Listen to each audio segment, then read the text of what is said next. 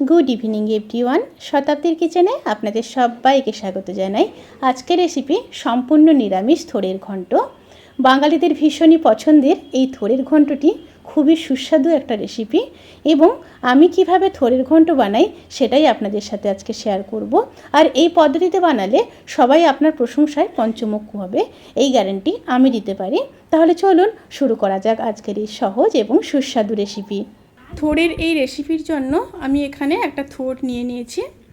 এটা আমার বাড়ির গাছেরই থোড়। থোড়টা একটু শক্ত হবে, অতটা নরম হবে না। তো প্রথমে থোড়টাকে কেটে নেব।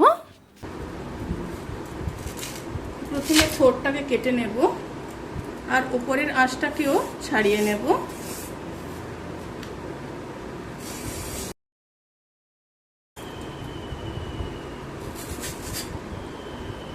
খুব সুন্দরভাবে আঁশগুলোকে ছাড়িয়ে নিতে হবে। নিয়ে অবশ্যই জলে দিয়ে দেবেন, তা না হলে কিন্তু কালো হয়ে যাবে। আর জলের মধ্যে একটু হলুদ দিয়ে দিতে হবে। এই থোড়ের দেখছি ভেতরে আঁশ নেই, হাতে আঁশ লাগছেই না। বেশিরভাগ থোড়েই ভেতরে আঁশ থাকে, কিন্তু এই থোড়টার ক্ষেত্রে দেখতে পাচ্ছি যে আঁশ নেই, তো জানি না কেন। এইভাবে সমস্ত থোড়গুলোকে কেটে নেব। প্রথমে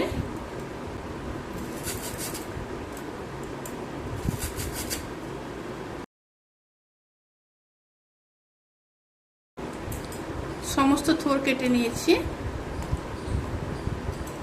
এবার কুচিয়ে নেব। একদম সরু সরু করে কেটে নিতে হবে।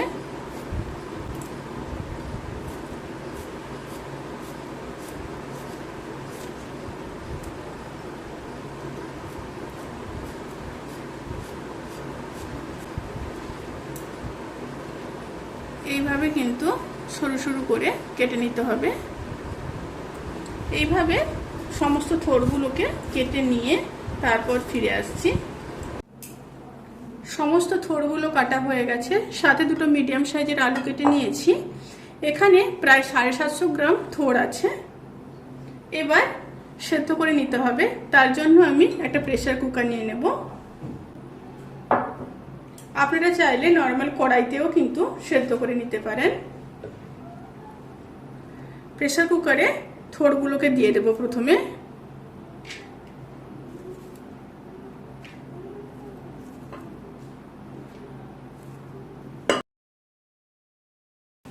সাথে দিয়ে দেব এক মুঠো ছোলা। আমার এখানে ছোলাটা ভেজানো নেই, তাই প্রেসারের সিটি মেরেই কিন্তু ছোলাটাকে সেদ্ধ করে নেব থোড়ের সাথে।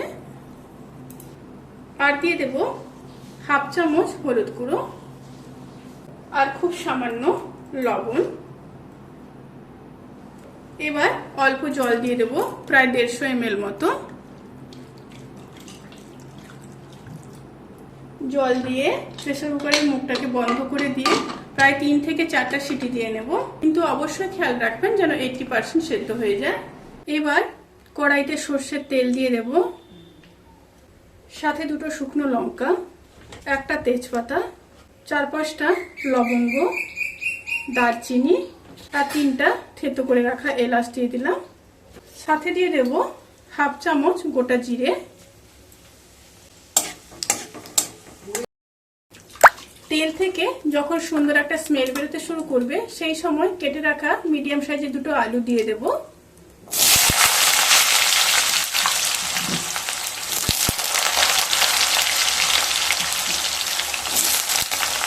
সাথে দিয়ে দেব পরিমাণ মতো লবণ। আমি কিন্তু থোড় সেদ্ধ করার সময় লবণ দিয়েছিলাম, সেই অনুযায়ী এখানে লবণ দিচ্ছি। আর দিয়ে দেব হাফ চামচ হলুদ গুঁড়ো। দিয়ে আলুগুলোকে খুব ভালোভাবে ভেজে নেব।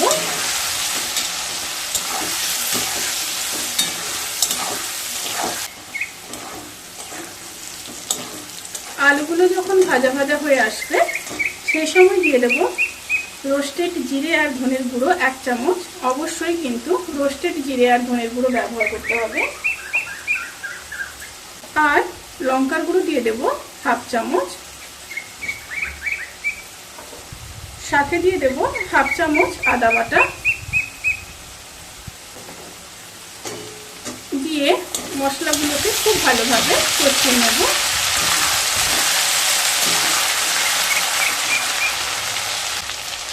অল্প জল দিয়ে দিলাম।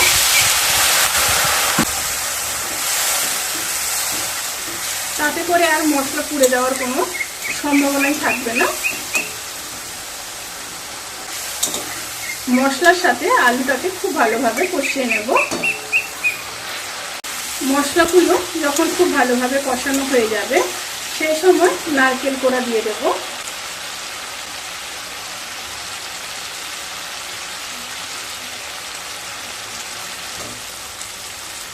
নারকেল কোড়া দিয়ে আবারও খুব ভালোভাবে মিশিয়ে নেব। খুব ভালোভাবে মিশিয়ে নেওয়ার পর এরপর সেদ্ধ করে জল ঝরিয়ে নেওয়া থোড়টাকে দিয়ে দেব। এইভাবে হাতে ম্যাশ করে দিয়ে দিতে হবে।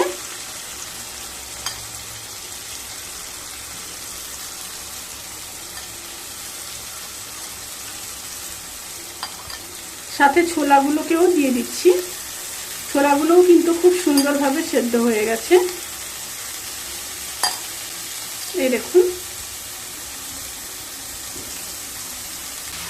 এবার মশলার সাথে থোড়গুলোকে খুব ভালোভাবে মিশিয়ে নেব।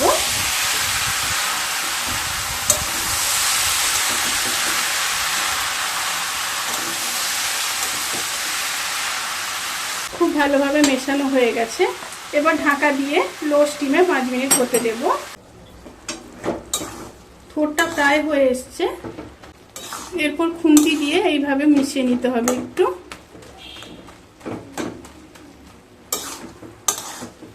এরপর ওপর থেকে 1 চামচ চিনি দেব। অবশ্যই দিতে হবে, নিরামিষ তরকারিতে একটু মিষ্টি না দিলে ভালো লাগে না। আর দিয়ে দেব 1/2 চামচ গরম মশলার গুঁড়ো। অবশ্যই যেটা দিতে হবে সেটা হলো ঘি। 2 চামচ ঘি দিয়ে দেব।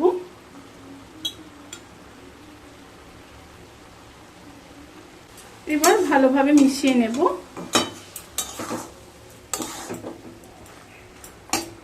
গ্যাসটাকে হাই স্টিমে রেখে ভালোভাবে মিশিয়ে নেব। থোড়ের ঘন্ট কিন্তু সার্ভ করার জন্য একদম রেডি।